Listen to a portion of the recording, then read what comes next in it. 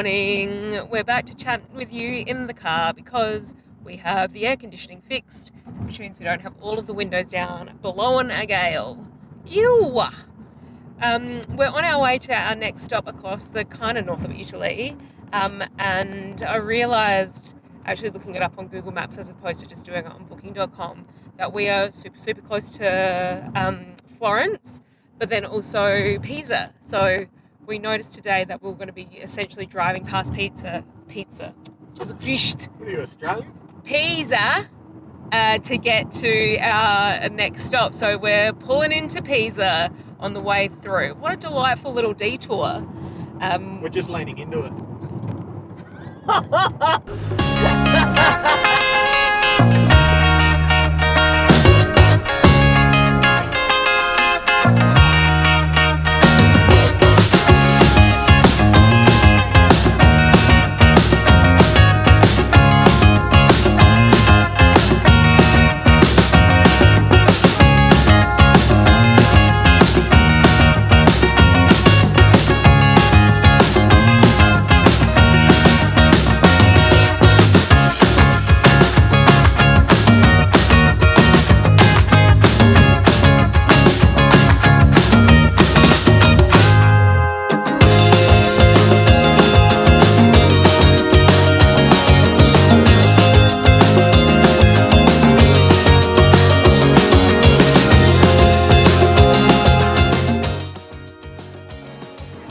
Did you know the Leaning Tower of Pisa was built in 3 stages and it took 199 years to complete?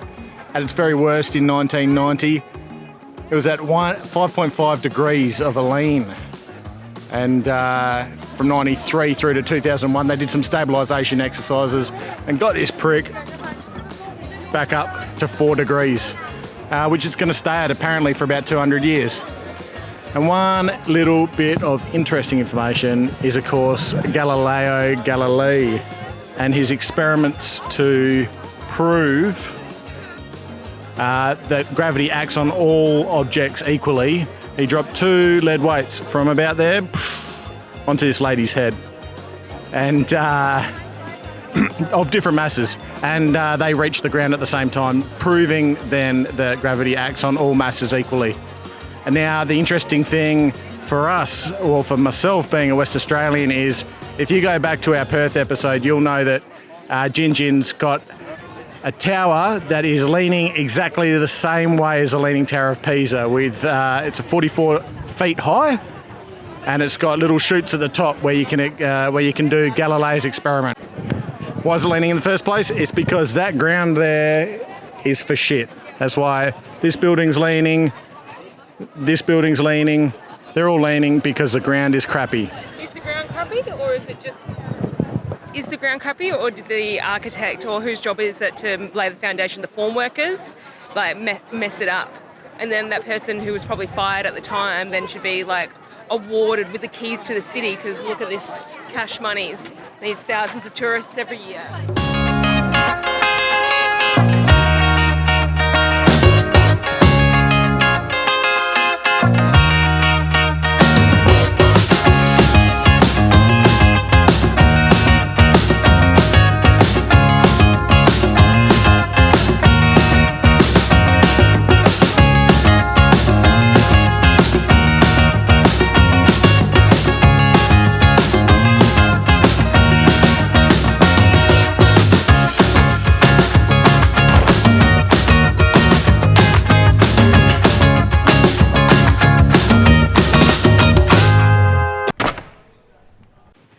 We're heading to Florence today, Firenze, to go and spend the day and get the greatest sandwich in the world. I'd love to make zucchini blossoms, but we need to get to the train station and I don't know where we're going, so we need to do it. See you in Florence.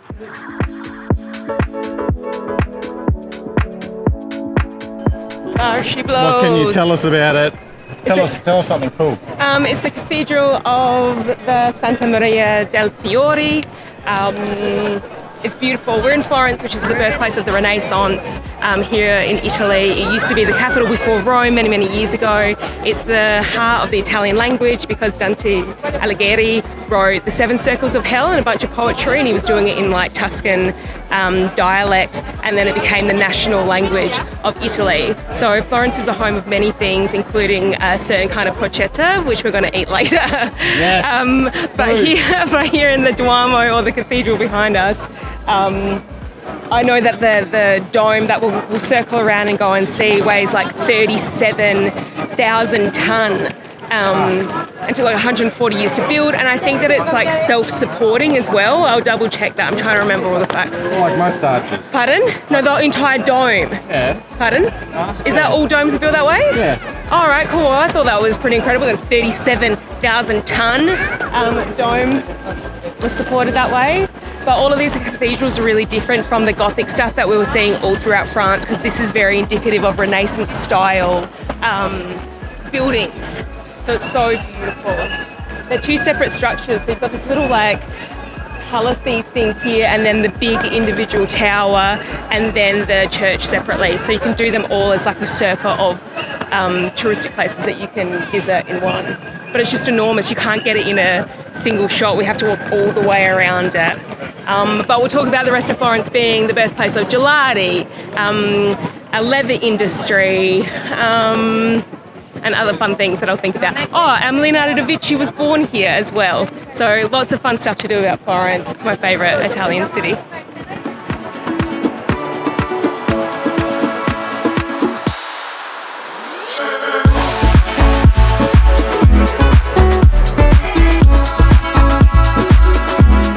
Hello, we're here at Antico Vinaio, which is the greatest sandwich shop in all of Italy / the world.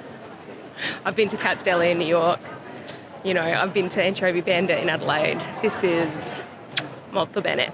And I'm so impatient. I do not line up for anything. I grew out of lining up for the clubs, you know, when I was 18 and 6 months. I was like, I'm not doing this shit. But this I will line for. I will line all day for this sandwich. No way. Better be good. It better be. It better be. It better be. Better live up to my memory of this sandwich. And everyone who was like, I'm going to Florence today, all my mates are like, are you going to go get your sandwich? Send me a picture of you and your sandwich.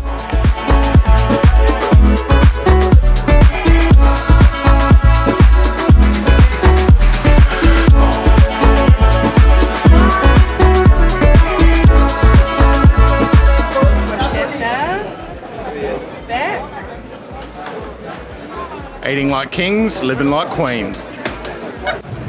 Burn Baby Burn Disco Inferno.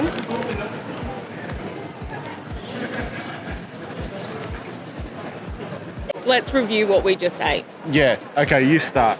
I really enjoyed my sandwich. So I first went to that shop like 9 years ago when I first came to Italy, and it was half the price, and there was twice the amount of porchetta in it, and there was only like 5 things on the menu, and they had 2 shops, not 3. So it's gotten like big. Gone boom. It's gone boom, and so often that happens that when it becomes really, really popular, it was popular at the time, but when it becomes like really big, the quality can be impacted, and that is what I found today, that the quality of all the ingredients, of all of the overall sum of the parts weren't as good. Still delicious, weren't as good, but your sandwich? Yeah, look, to me, like I tried both sandwiches, and they're nice, 100% they're nice, but I wouldn't go out of my way for it. This is a prime example of how social media has fucked this world up. So we're trying to be social media sensations. Yeah. No, we're like the Deadpool of social media. We're the anti-heroes. And speaking of delicious things, let's go see David and his sushi. So this isn't the real David, this is a replica. The real one is in the Academia Gallery, which is sold out today. But I've seen it, you haven't. That's a statue. But you're seeing this now. I've seen the replica. His beautifully... Dick and balls. Clock's wrong. Clock's wrong.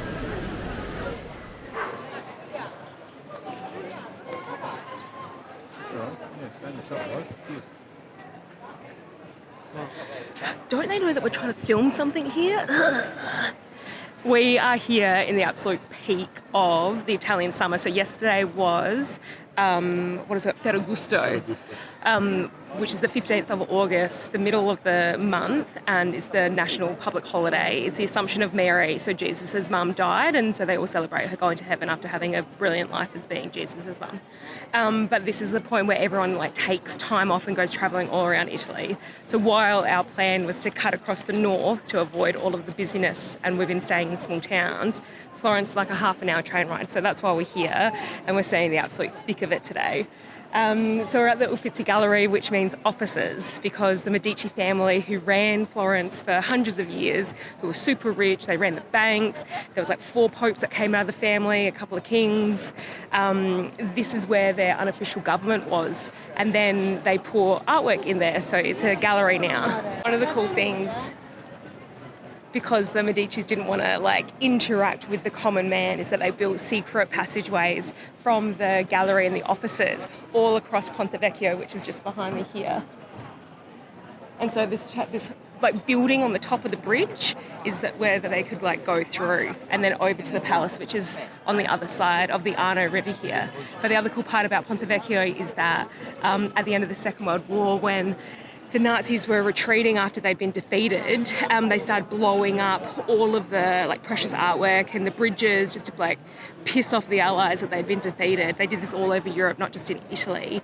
And it said that Hitler thought that Ponte Vecchio was so beautiful that he himself said that it should be left alone. So I don't know if there's any truth in that, but here it is, hundreds and hundreds of years old, sitting across the Arno River.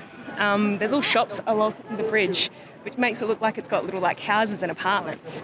And it's lots of gold shops. So we're gonna go across there. I'm gonna try and find my godson a gift.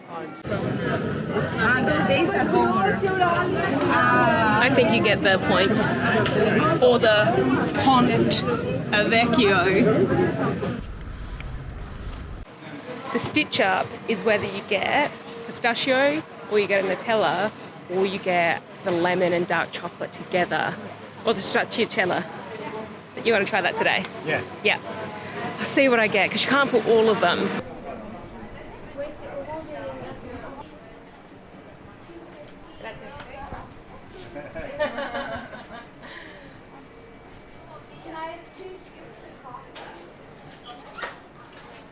What do you reckon? Oh, fuck. That was so good. Molto bene. Mangia. It's my first gelato in Italy. I've been waiting to get here. What do you reckon? Yeah, it's pretty good. Yeah, how's your chocolate orange? Very orangey. Do you like the stracciatella? Yeah. It's like lemony.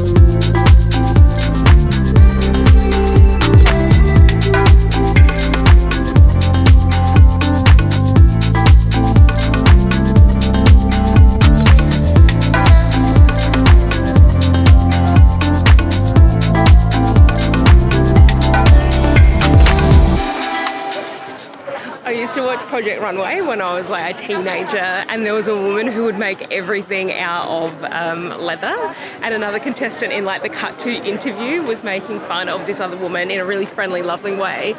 She was just like, she loves leather, her father leather, her brother leather, her dog leather.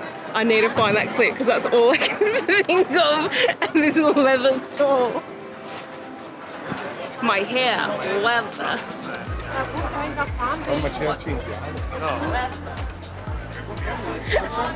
My appetite, leather.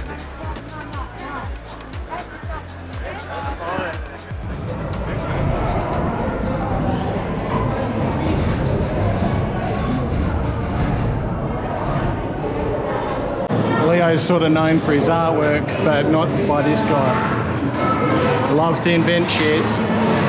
Founder of the helicopter and the flying bird, and his thought experiments on whether man could fly were foundational to where we are today. So we're here in the Interactive Museum. Out of your element. What, with this sensory overload? Yeah. Or are you saying intellectual overload? Because if you are, clean basin. Engineer's delight.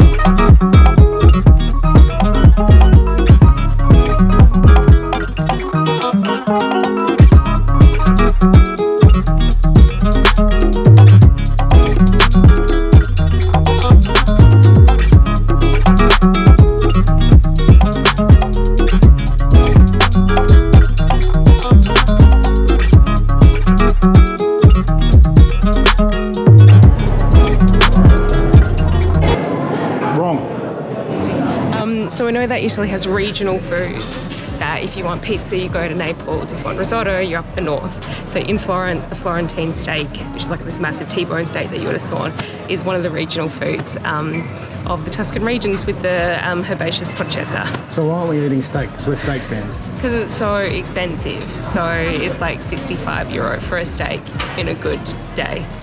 And we'll come back when we're working. Could have just saved, €16 on that Da Vinci Museum though. Da Vinci Museum was sick. Engineer, an English teacher. Thanks heaps for watching. If you like this video, click on the playlist to watch the rest of our European adventure. You can see where we started and how the bloody hell we got here on Never Not.